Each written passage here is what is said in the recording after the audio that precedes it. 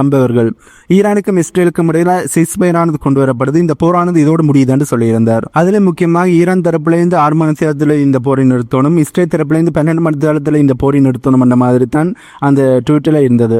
ஆனால் ஈரான் தரப்பிலிருந்து என்ன சொல்றாங்க, இஸ்ரேல் கடைசி தாக்குதல் மேற்கொள்ளும் வரையுமே நாங்கள் பதிலடி தாக்குதல் மேற்கொள்வோம்.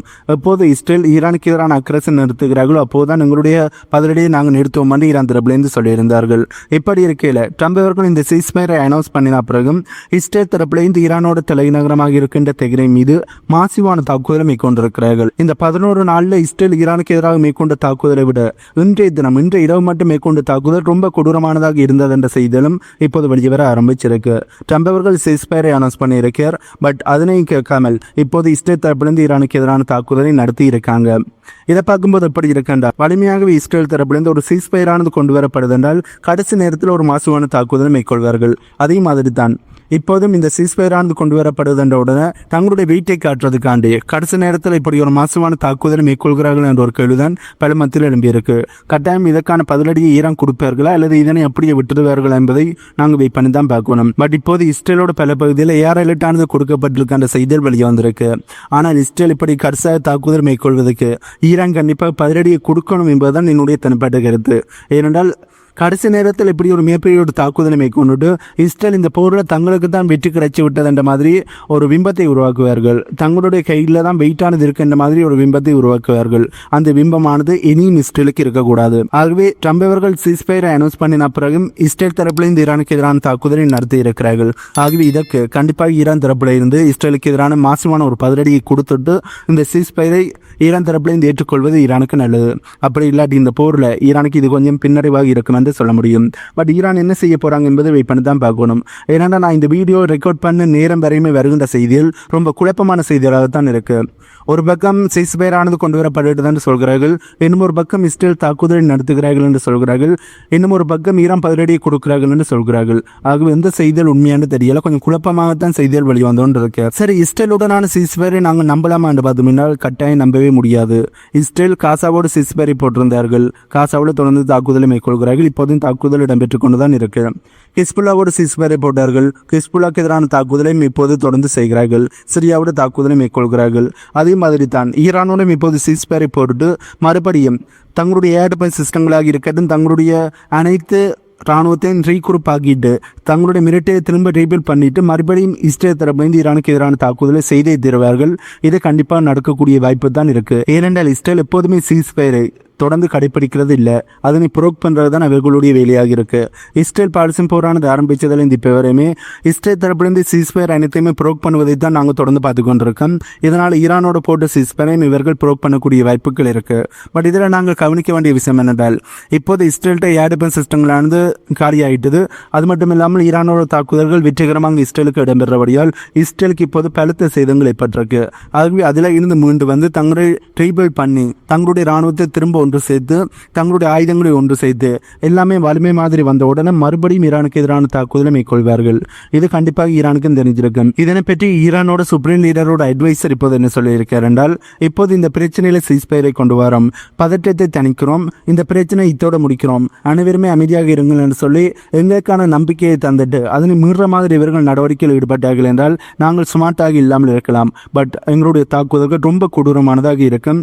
கண்டிப்பாக இஸ்ரேலை புரட்டி போடுற மாதிரி மிகப்பெரிய ஒரு ஹெவியான அட்டாக்கை நாங்கள் மேற்கொள்வோம் என்ற வார்னிங்கை கொடுத்திருக்கார். ஏனென்றால் இஸ்ரேலோட சீஸ்ஃபயரை போட்டால் அது கண்டிப்பாக வைலேட் ஆகும் என்பது ஈரானுக்கு தெரியும். இதனால் தான் ஈரான் தரப்பிலிருந்து முன்கூட்டியே இந்த எச்சரிக்கையை கொடுத்திருக்கிறார்கள்.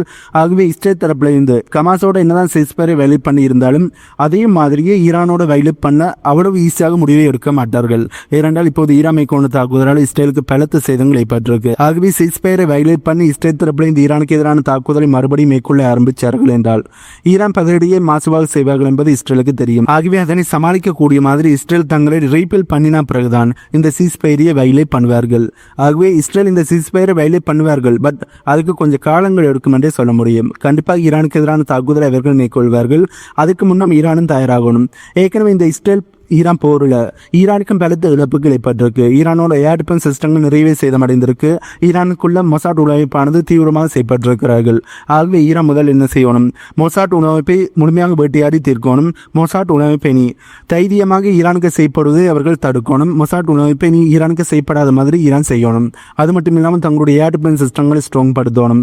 தங்களுடைய ஏர்போர்ஸை ஸ்ட்ராங் படுத்தணும். இன்னும் அட்வான்ஸான ஆயுதங்களை அவர்கள் ரெடி பண்ணணும். ஈரானுக்கு எதிராக இன்னும் ஒரு தாக்குதலை இஸ்ரேல் மேற்கொள்ளும் போது ஈரானுக்கு மிகப்பெரிய சேதங்கள் ஏற்படாத மாதிரி ஏர் டிஃபென்ஸ் சிஸ்டங்கள் அனைத்தையுமே ஈரான் தரப்பிலிருந்து தயார்படுத்தணும். ஆகவே இந்த சீஸ்ஃபயரானது ஈரானுக்கும் தேவைப்படுது. ஆகவே ஈரான் தங்களுடைய ராணுவத்தை இன்னுமே ஸ்ட்ராங்காக மாற்றணும். இப்போ இருக்கிற ஸ்ட்ராங் பத்தாது, இன்னுமே ஸ்ட்ராங்காக மாற்றினா மட்டும்தான் இஸ்ரேல் இனி மேற்கொள்ள போகிற தாக்குதலில் இருந்து ஈரானையும் பாதுகாக்க முடியும். ஈரானுக்கு மிகப்பெரிய இழப்புகள் ஏற்படாமல் ஈரான் தரப்பிலிருந்து மிகப்பெரிய ஒரு பதிலடி இஸ்ரேலுக்கு எதிராக கொடுக்க முடியும். ஆகவே ஈரானோட ராணுவம் இன்னுமே ஸ்ட்ராங்காக மாறணும். ஈரானோட உளவுத்துறையும் இன்னுமே ஸ்ட்ராங்காக மாறணும். ஈரான் தங்களுடைய ஏர் டிஃபென்ஸ் சிஸ்டங்களை இன்னுமே ஸ்ட்ராங் படுத்தணும். ஆகவே இதற்கான டைமானது ஈரானுக்கு தேவைப்படுது என்றபடியால் இந்த சீஸ்ஃபயரானது ஈரானுக்கு தேவைப்படுற ஒரு விஷயமாகத்தான் இருக்கு. இப்படி இருக்கிற செய்தி ஊடகங்கள் தரப்பில் இருந்து அமெரிக்காவோட பிரசிடண்டாக இருக்கிற டொனால்ட் ட்ரம்ப் அவர்கள் நம்பவே கூடாது என்ற செய்திகளை வெளியேற்றிருக்கிறார்கள். ட்ரம்ப் அவர்கள் ஈரானோட நியூக்ளியர் புரோகிராமுக்கான பேச்சுவார்த்தையில் ஈடுபடணும் என்று சொல்லி 3 மாதங்களுக்கான காலக்கெடுவை கொடுத்திருந்தார். பேச்சுவார்த்தையும் இடம்பெற்றிருந்தது. இப்படி இருக்கிறதான் இஸ்ரேலை பயன்படுத்தி சர்ப்ரைஸ் அட்டாக்கை ஈரானுக்கு எதிராக மேற்கொண்டிருந்தார்கள்.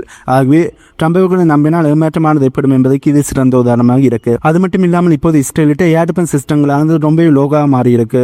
ஏர் டிஃபென்ஸ் சிஸ்டங்கள் ரொம்ப வீக்காக மாறி இருக்கிறபடியால் அதனை ரெடி பண்ணுறதுக்கான தான் இந்த சீஸ்ஃபயர் கேட்டிருக்கிறார்கள் என்பதைத்தான் உலக மீடியாக்கள் செய்திகளாக வெளியிடுகிறார்கள். மறுபடியும் இஸ்ரேல் தாக்குதலை நடத்தக்கூடிய வாய்ப்புகள் இருக்கு. இந்த சீஸ்ஃபயரை வயலேட் பண்ணக்கூடிய வாய்ப்புகள் இருக்கு என்று அமெரிக்காவோட செய்தி ஊடகங்களே மறுபடியும் செய்திகள் வெளியிட ஆரம்பித்திருக்கிறார்கள். நாங்கள் முன்னுக்கு சொன்ன மாதிரி தான் அமெரிக்காவோட செய்தி ஊடகங்களே இந்த சீஸ்ஃபயரை நம்பவில்லை என்றால் எப்படி ஈரான் நம்புவார்கள் என்ற கேள்விதான் பல மத்தியில் எழும்பியிருக்கு. பட் ஈரான் முட்டாள்தனமாக நடக்காமல் கண்டிப்பாக இஸ்ரேலோட தாக்குதல்கள் எப்போ வேணாலும் இடம்பெறலாம் என்ற அலர்ட்டில் ஈரான் இருக்கிறது தான் ஈரானுக்கு நல்லது. இப்படி இருக்கிற ட்ரம்ப் அவர்கள் சீஸ்ஃபயரை அனௌன்ஸ் பண்ணின பிறகு தெஹ்ரான் பகுதியில் வச்சு ஈரானோட முக்கியமான விஞ்ஞானியை இஸ்ரேல் தரப்பிலிருந்து அசாசினேஷன் பண்ணி இருக்கிறார்கள் என்ற செய்தியில் இப்போது வெளியே வர ஆரம்பிச்சிருக்கு. சீஸ்ஃபயர் என்று சொல்கிறார்கள், இப்படி அசாசினேஷனையும் பண்ணிக்கொண்டிருக்கிறார்கள். ஆகவே இது எங்கே போய் முடிய போகுதுன்னு தெரியல.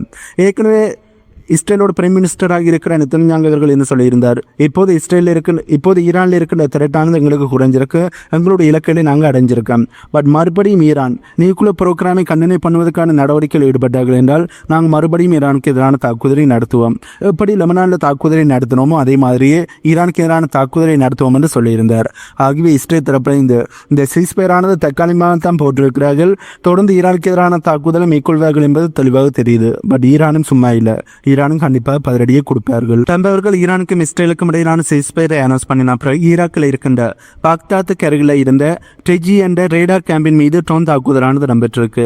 இந்த ரேடாரை பயன்படுத்தி தான் இஸ்ரேலோட போர் விமானங்கள் எங்கெங்க வருது என்பதை ஈராக் தரப்பிலிருந்து கண்டுபிடித்திருந்தார்கள். ஈராக்கோட ராணுவமானது கண்டுபிடித்திருந்தார்கள். இந்த ரேடார் சிஸ்டம் மீது தான் இஸ்ரேல் தரப்பிலிருந்து ட்ரோன் தாக்குதலை மேற்கொண்டிருக்காங்க. ஆகவே ஈரானோட பிரச்சனையானது முடிந்தவுடனே ஈராக்குக்கு எதிரான தாக்குதலை மேற்கொள்ள ஆரம்பிச்சிருக்கிறார்களா என்ற ஒரு கேள்வியும் இப்போது எழும்ப ஆரம்பிச்சிருக்கு.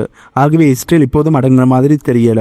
இஸ்ரேல் என்னதான் அடி வாங்கினாலும் அவர்கள் தங்களுடைய நடவடிக்கைகளை நிறுத்துற மாதிரி தெரியல. அடுத்த நாட்டுக்கு எதிரான தாக்குதலை இப்போது மேற்கொள்ள ஆரம்பிச்சிருக்காங்க. இஸ்ரேலோட கூட்டமானது எப்போதுதான் அடங்கும் என்று தெரியல. ஆனால் இப்போது மறுபடியும் இஸ்ரேல் தரப்புலேருந்து இன்னும் ஒரு நாட்டுக்கு எதிரான தாக்குதலை மேற்கொள்ள ஆரம்பிச்சிருக்காங்க. இப்படி இருக்கிற ஈரானோட செக்யூரிட்டி போஸ்ட் தரப்புல இருந்து ஈரானோட குர்மஸ்கான் ப்ரொவின்ஸில் வச்சு ஒரு சந்தேகத்துக்குரிய ஷிப்மெண்டை கைப்பற்றி இருக்கிறார்கள். அந்த ஷிப்மெண்டில் கிட்டத்தட்ட 402 ஸ்மால் ட்ரோன்ஸ் ஆனது இருந்திருக்கு. இந்த ட்ரோன்ஸில் அட்வான்ஸான அட்டாக், இமேஜிங், நேவிகேஷன் கேப்பபிலிட்டிஸ் ஆனது இருக்கு அந்த செய்திகள் வெளிவந்திருக்கு. அது மட்டும் இல்லாமல் 2224 ப்ரொபோஷனல் ரேடியோ கம்யூனிகேஷன் டிவைஸையும் கண்டுபிடித்திருக்கிறார்கள் என்ற செய்தியில் வெளிவந்திருக்கு. ஆகவே ஈரானுக்கு செய்யப்பட்டுக் கொண்டிருக்கிற மொசாட் உள்ளமைப்புக்கு தேவையான கம்யூனிகேஷன் சிஸ்டமாக இருக்கட்டும், ட்ரோன்களாக இருக்கட்டும், அதுதான் வந்திருக்கு. அதனைத்தான் இப்போது ஈரானோட செக்யூரிட்டி போர்ஸ் ஆனது கைப்பற்றி இருக்கிறார்கள். இது தொடர்பாக யாரையாவது கைது பண்ணி இருக்கிறார்களா என்பதை பற்றிய செய்தியில் வெளிவரவில்லை. கண்டிப்பாக கைது பண்ணி இருப்பார்கள். தொடர்ந்து ஈரானில் மொசாட் உள்ளமைப்பை தேடி வெட்டியாடுவதற்கான நடவடிக்கையில் ஈரானோட செக்யூரிட்டி போர்ஸ் ஆனது ஈடுபடுகிறார்கள் என்பது தெளிவாக தெரியுது. பட் இது பத்தாது, இன்னுமே தீவிரமாக செய்யப்பட்டு மொசாட் உணவைப்பை முழுமையாக வேட்டையாடி தீரணும். அப்படி வேட்டையாடினால் மட்டும்தான் அது ஈரானுக்கு நன்மையாக இருக்கும். அப்படி இல்லாட்டி ஈரானோட அழிவுக்கு கண்டிப்பாக இந்த மொசாட் உணவைப்பானது முக்கியமான ஒரு காரணமாக இருப்பார்கள் என்பதில் எந்த ஒரு மேற்று கருத்துமே இல்லை. சீனாவில் இருந்து 2 மகான் ஏர் பிளைட்ஸ் ஆனது இப்போது தெஹ்ரானில் வந்து இறங்கியிருக்க என்ற செய்தியில் வெளியே வந்திருக்கு. பட் அமெரிக்கா தரப்பில் இருந்து இந்த மகான் ஏர் பிளைட்ஸ் ஆனது IRGCக்கு தேவையான வெப்பன்ஸையும் IRGCக்கு தேவையான கம்யூனிகேஷன் டிவைஸாக இருக்கட்டும், ரேடார்ஸாக இருக்கட்டும், அட்வான்ஸான டெக்னாலஜிகளாக இருக்கட்டும், அதனை டிரான்ஸ்ஃபர் பண்ணுவதற்கான பயன்படுத்தப்பட்டபடியால் இதற்கு எதிரான பொருளாதார தடைகளை போட்டிருக்கிறார்கள். அது மட்டும் இல்லாமல் அமெரிக்கா இஸ்ரேல் இந்த ஏர்பேஸுக்கு எதிரான தாக்குதலை தொடர்ந்து செய்து கொண்டிருக்கிறபடியால் அந்த ஏர்பேஸில் இந்த 2 பிளைட்டானது வந்து இறங்கி இருப்பது கொஞ்சம் சந்தேகத்துக்குரிய விஷயமாக தான் பார்க்கப்படுது.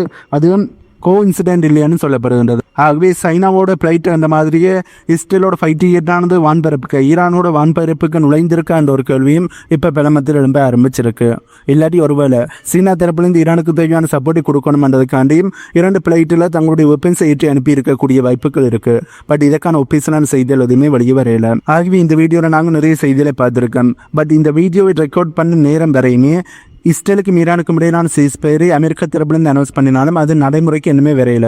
பட் இந்த வீடியோ பார்க்குற நேரம் அது நடைமுறைக்கும் வந்திருக்கலாம். அல்லது அந்த சீஸ்ஃபயரானது முறியடிக்கப்பட்டு மறுபடியும் 2 தரப்புகளுமே தாக்குதலை தொடர்ந்து செய்யக்கூடிய வாய்ப்புகளும் இருக்குது. பட் இந்த சீஸ்ஃபயரானது கொண்டு வரப்பட்டால் எவ்வளவு நாளைக்கு இந்த சீஸ்ஃபயரானது நீடிக்குது என்பதை நாங்கள் வெயிட் பண்ணி தான் பார்க்கணும். ஆகவே இந்த வீடியோவில் நாங்கள் பார்க்க வந்த செய்தியில் இவ்வளவுதான். இந்த வீடியோ பற்றி உங்களுடைய கருத்துக்களை கீழே கமெண்ட் பண்ணுங்க. அண்ட் நம்ம சேனலை சப்ஸ்கிரைப் பண்ணி பக்கத்துக்கு பெல்லைக்கான கிளிக் பண்ணி வைங்க. அப்போ தான் நான் போடக்கூடிய வீடியோஸை நீங்கள் உடனுக்குடன் பார்க்க முடியும். இன்னும் ஒரு வீடியோவில் உங்களை வந்து மீட் பண்ணுறேன்.